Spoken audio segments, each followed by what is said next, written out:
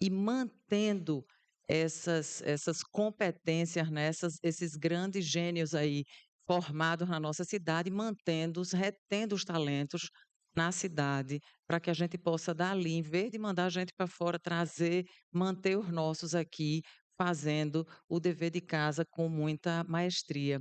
Mas essa máxima, quando eu assumo, então, em janeiro do ano passado, a Secretaria de Trabalho e Desenvolvimento, a gente ficou, pensando exatamente nessa frase, né. Na atualidade, a gente contrata por currículo e demite por comportamento.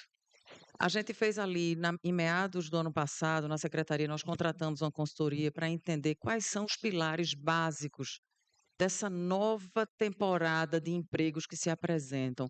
Claro que dentro dos pilares estão aí a questão da tecnologia, os empregos verdes, as competências empreendedoras, mas entra fortemente as questões socioemocionais. E aí a gente começou ano passado um projeto piloto, onde a gente formou quase 1.600 pessoas nas nossas escolas de qualificação profissional, trabalhando exclusivamente os soft skills. Porque veja, eu tive inclusive a oportunidade de viver isso na pele, na vice-prefeitura, de você pegar currículos extraordinários, mas de uma dificuldade de relacionamento gigante. E trabalhar com soft skills é trabalhar nessa formação sociocomportamental, é entender que a pessoa humana ela é muito mais do que as competências que a gente pode aprender nos cursos técnicos, nas faculdades.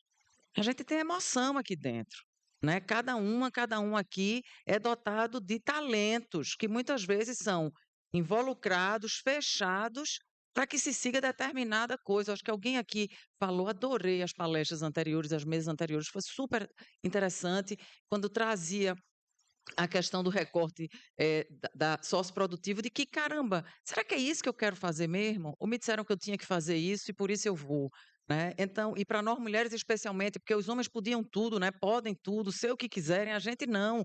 Desde cedo aprender a brincar de boneca, vai para a cozinha, se tem filha e filho em casa, quem ajuda a mãe na cozinha é a menina, não é o menino, e aí a gente tem que seguir para algumas carreiras que são muito recortadas para dentro do cuidado, né, e a gente fica com pouco tempo até para sonhar e desejar alguma coisa que saia desse ambiente.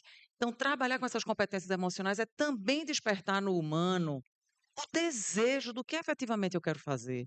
E não seguir a boiada e fazer o que está todo mundo dizendo que agora é isso. Então, eu tenho um certo cuidado com essa pauta da tecnologia, ela é essencial, importante é. Mas tem tantas outras questões que têm sido deixadas de lado, que a gente precisa aprender a mexer, a entender, a programar, a fazer, a entrar com a pauta de dados, de security. E onde é que está esse humano aí? Será que está desejando trabalhar com isso? E esse humano da gente é treinável também. Eu também, nas minhas competências socioemocionais, posso ser treinada a lidar com a minha liderança, a lidar com relações dentro do ambiente de trabalho.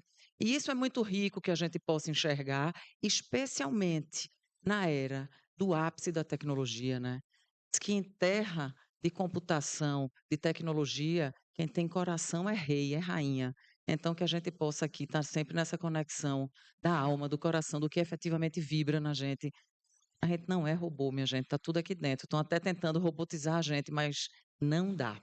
Mas é um pouco disso que a gente tem feito lá na secretaria. Legal, parabéns. Vou voltar aqui para a Lia. Lia, quando você falou que vocês estão em 9 estados, né? E até para a Riso ser uma rede nacional, eu queria saber de vocês, como que é trabalhar nesses estados, se existe uma diferença muito grande entre os estados, né? Seja pela parte social, pela parte comportamental, pela parte econômica, para fazer as atividades que vocês fazem, o público tem alguma especificidade diferente ou não? A gente está em 9 estados com esse programa que tem um olhar para ensino técnico profissionalizante. A fundação tem parceria com 19, olhando para tudo, né.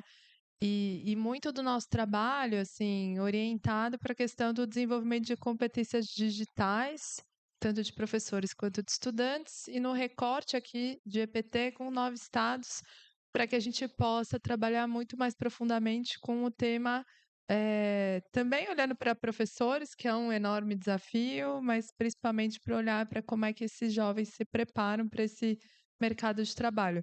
É evidente que temos diferenças entre os estados, e aí acho que de naturezas também muito distintas. Acho que tem desde um olhar para a infraestrutura, né?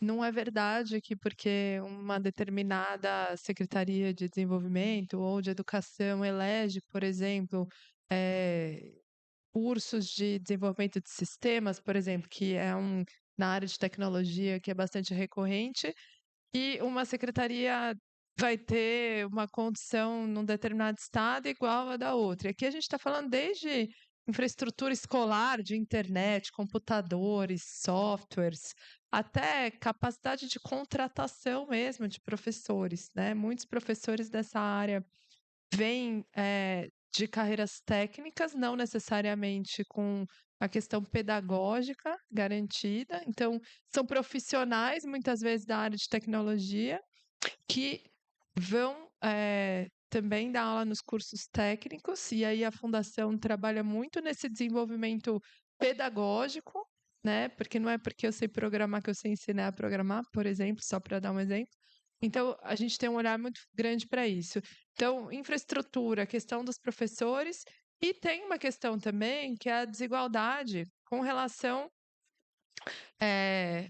ao estudante em si, né? Uma desigualdade de aprendizagem que é anterior ao desejo da entrada num curso técnico. Eu concordo que a carreira tech às vezes é aquela hype, né, que a gente fala, ó, vai por aqui que a carreira está garantida, né? Mas acho que o pior do que isso é a gente privar os estudantes que talvez optariam por uma carreira como das áreas de tecnologia, porque tem deficiências de aprendizagem muito básicas nas áreas de matemática, né? Nas áreas de linguagem. Então, não é incomum, por exemplo, que um estudante tenha o desejo de ir para uma carreira de tecnologia, mas ainda tenha no ensino médio um nível de aprendizado de sexto, sétimo ano. E um professor que muitas vezes não está habilitado para fazer uma recomposição dessas aprendizagens. Então, o ambiente é muito mais complexo do que parece. Então, e é claro que em alguns estados isso está.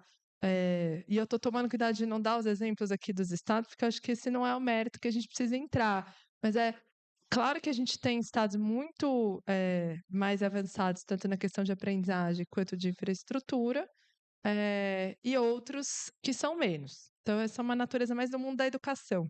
Acho que tem uma outra coisa também, que é do ecossistema empresarial em si. A gente tem estados que a abundância de vagas e de empreendedores e de um ecossistema mais favorável à empregabilidade é maior do que outros. Acho que o caso do Recife é um onde isso foi muito criado, né? Durante muitos anos de trabalho. Ali o Porto Digital é hoje uma enorme referência, mas não era verdade há 40 anos, talvez, né? Então, talvez a gente tenha que ter muitos exemplos, como o de Recife, que criaram esses ambientes. Acho que o estado de Goiás, por exemplo, é um que ali tem um ecossistema muito favorável. Claro, São Paulo, né? Santa Catarina, né? Que a gente sabe que tem um polo tech muito fortalecido. Mas a gente encontra essas diferenças e acho que o grande olhar que a gente precisa ter é a partir dos pontos de partida que a gente encontra que o trabalho precisa ser desenvolvido. Por isso que uma fundação, quando chega, precisa trabalhar muito conjuntamente com os governos para não ter as respostas iguais em contextos distintos, né? A nossa meta é sempre garantir as melhores oportunidades para aquele jovem, olhando a partir da ótica do ensino técnico profissionalizante e da empregabilidade futura. Como isso é construído depende de cada contexto. Perfeito. E eu fiz essa pergunta justamente porque São Paulo, a cidade de São Paulo é muito isso também, né? Em São Paulo a gente tem regiões que o PIB é nórdico, né, de países nórdicos, e tem outros lugares que é PIB subsaariano. Então, as dificuldades são diferentes, né? As necessidades são outras, né? Então, é muito, muito importante. E existem algumas ferramentas, né, que a gente consegue fazer com que a gente consiga melhorar essa qualidade do jovem, né? E a Domênica falou de uma que é, por exemplo, bolsa. Né? Quando você dá uma bolsa para o estudante poder ele estudar, ele tem aquela tranquilidade, né, de ele não precisar trabalhar, ele poder focar. Tá certo que a, a nossa ex-secretária aqui de Desenvolvimento Social do Estado até falou do ponto de, às vezes, não ser essa questão, mas a importância, às vezes, de algumas ferramentas como a Bolsa. Então, eu queria perguntar para você, Domênica, o que você tem visto aí que realmente funciona nessa transformação aí da formação na oportunidade de geração de renda? Quais são as ferramentas que existem que vocês atuam lá no Grupo Volkswagen?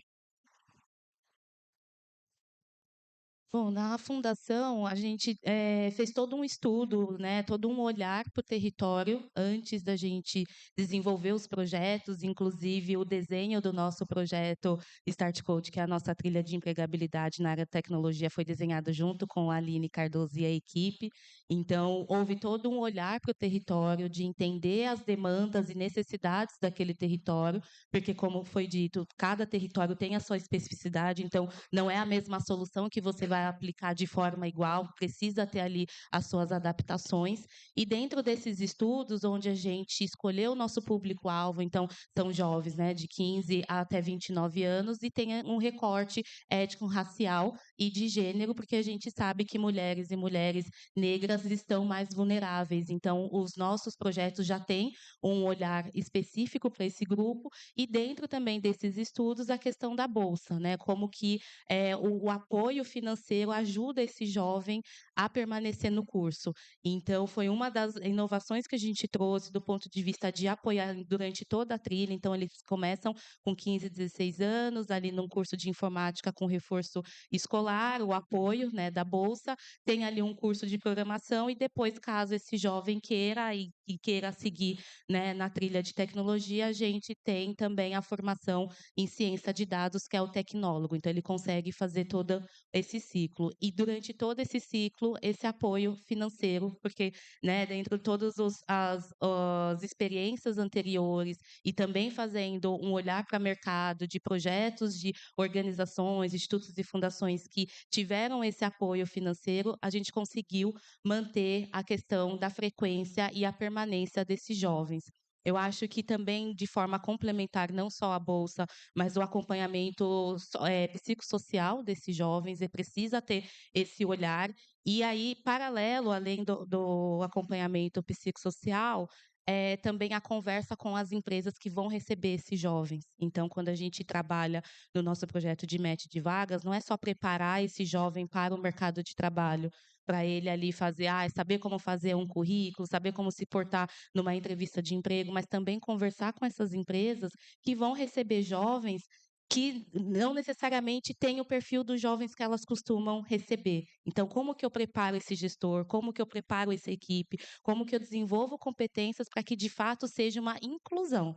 Que esse jovem entra e permaneça, não que esse jovem entra ali para cobrir uma cota, alguma coisa, e depois ele não se sinta parte daquela rede e saia quando terminar, por exemplo, um programa de estágio. Então, como que eu trago ferramentas tanto para esse jovem que ele consiga desenvolver capacidades de continuar dentro do mercado de trabalho, e para as empresas também reter esses jovens dentro dos seus ecossistemas? Muito bom. Isabela, eu ia perguntar para você sobre o Qualifica Recife, o ProUni Protec, mas você falou uma coisa que me sensibilizou, que é essa questão, né, de ter 3 mulheres aqui no painel. E ontem eu estava fazendo uma reunião, eu encomendei um estudo do DIESE no setor de tecnologia. Está até aqui o pessoal do DIESE também, falando sobre o setor de tecnologia na cidade de São Paulo, no Brasil. E um dos dados era realmente o que você trouxe, bateu exatamente igual. o número de homens e mulheres tem uma disparidade muito grande, né? 70% homem, 30% mulher, e vai variando um pouquinho de acordo com cada estado, mas basicamente é isso. Então, você, até como uma liderança política, né, foi vice-prefeita, uma mulher forte, empoderada, eu queria saber de você, como fazer com que mulheres atuem no setor de tecnologia, que é um setor eminentemente masculino? Desafio danado, viu? Porque quando a gente para pensar nas meninas, a gente tem um recorte ali de umas meninas que na adolescência engravidam e que quando engravidam saem da escola. Os meninos seguem, as meninas vão cuidar da criança. As que não engravidam seguem dividindo os trabalhos domésticos com a mãe. Os meninos acordam tarde, vão jogar bola, vão estudar, vão descansar. As meninas desde muito cedo na colaboração dos deveres domésticos, né, que ainda não cabem igualitariamente aos homens, mas que a gente está aí construindo para que, quem sabe, minha filha de 7 anos possa ter os filhos dela aí compartilhando obrigações domésticas. Mas é um desafio. E a gente entra aqui numa máxima, que eu não sei se São Paulo é a mesma coisa, mas eu escutei muito isso pequena. Eu sou uma mulher de 50 anos, então imagina o que é isso, né? É de que a gente não é boa com números. Então, a gente nunca é boa com números.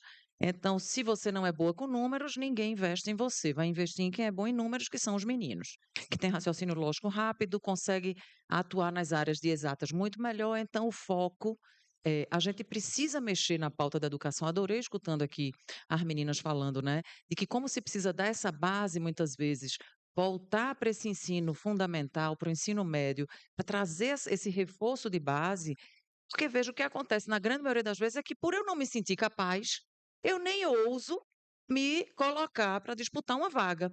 Até porque tem números muito sérios que dizem que uma mulher só disputa uma vaga de trabalho se ela tiver no mínimo 75% de certeza de que ela domina a matéria. Homem com 20% ele diz eu posso. Oxente, e nível de exigência de inglês. Se o cara disser the books on the table, ele disse, oxente, meu inglês é ótimo, intermediário, eu vou aplicar. A mulher não aplica. Ela se sente insegura para aplicar.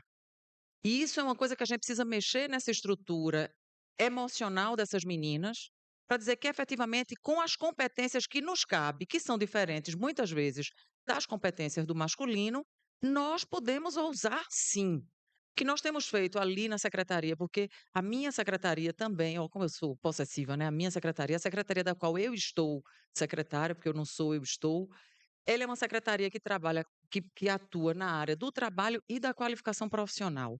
Então, a gente tem feito, inclusive, turmas exclusivas para mulheres, em áreas que são dominadas exclusivamente por homens.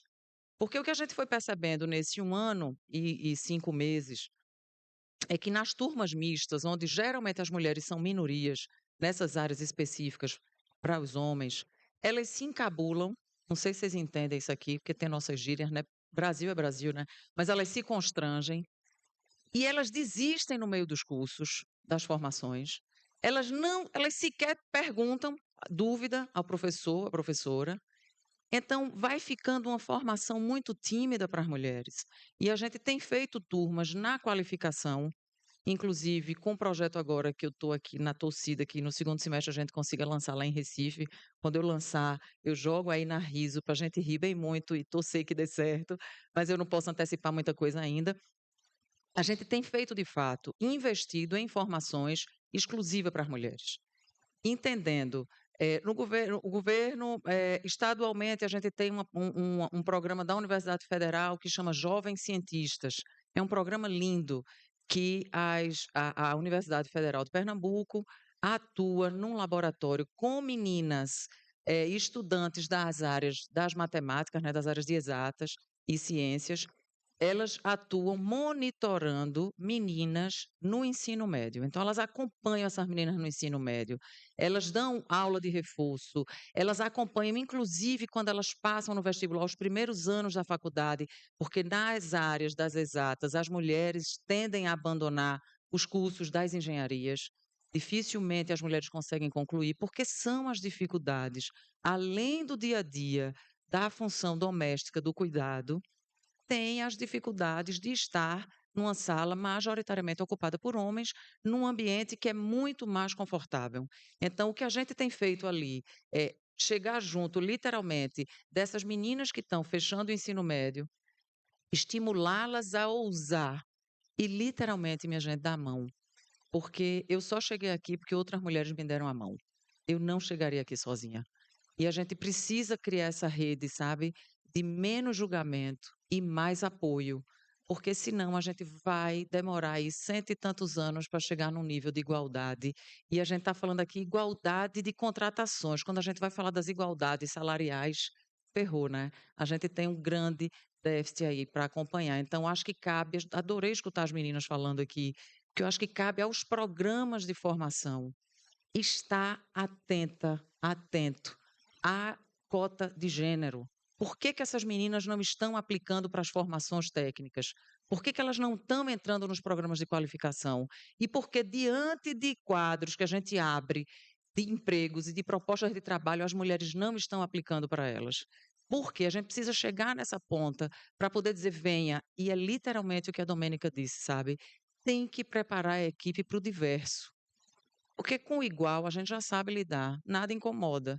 E como majoritariamente o mundo do trabalho foi um mundo construído e ocupado pelos homens, se a gente não der o suporte na pauta da igualdade, a gente não vai alcançar isso pelo próximo século. Então, acho que é uma responsabilidade nossa, com o mínimo de consciência que nós tenhamos, de ampliar esses espaços, dar esse suporte e efetivamente dizer a essas meninas que elas podem ser o que elas quiserem e que a gente está ali para dar a mão, segurar e dizer, vamos embora que a gente chega junto, que é literalmente uma que levanta a outra. É assim que eu entendo. Obrigada. Muito bom, parabéns. Bom, gente, duas coisas. Uma, acabou esse painel. Ah, eu sempre quis ouvir isso. E o melhor painel do dia, não é? Aí vai agora. E, bom, e essa discussão aqui, ela começou hoje, mas ela vai continuar mais para frente, né? Não só lá no Riso Talks, mas também no Riso Lab, né? Mas também, acho que a gente também vai promover novas discussões em outros fóruns, em outros âmbitos, para que a rede, ela também esteja viva, e a gente consiga, né, desenvolver mais conexões e aprender uns com os outros e fazer com que políticas públicas aconteçam e a gente consiga melhorar cada vez mais a nossa sociedade. Valeu, muito obrigado. Muito obrigada aos nossos painelistas. Nós falamos agora de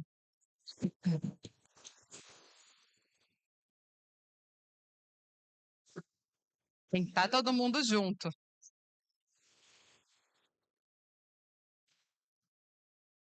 Pessoal, agora nós falamos de tecnologia, falamos de futuro, e a gente vai entrar numa pauta igualmente importante, que é o tipo de desenvolvimento que nós queremos agora. Então, a gente vai conectar toda essa discussão com sustentabilidade, mudanças climáticas. A gente vai ter um momento agora para falar de transição sustentável, de empregos verdes, bioeconomia, e realmente conectar com a ação climática e como que a gente pode inserir esses jovens de uma maneira já com essa preocupação, porque não é algo do futuro, né, Marina? É algo de agora.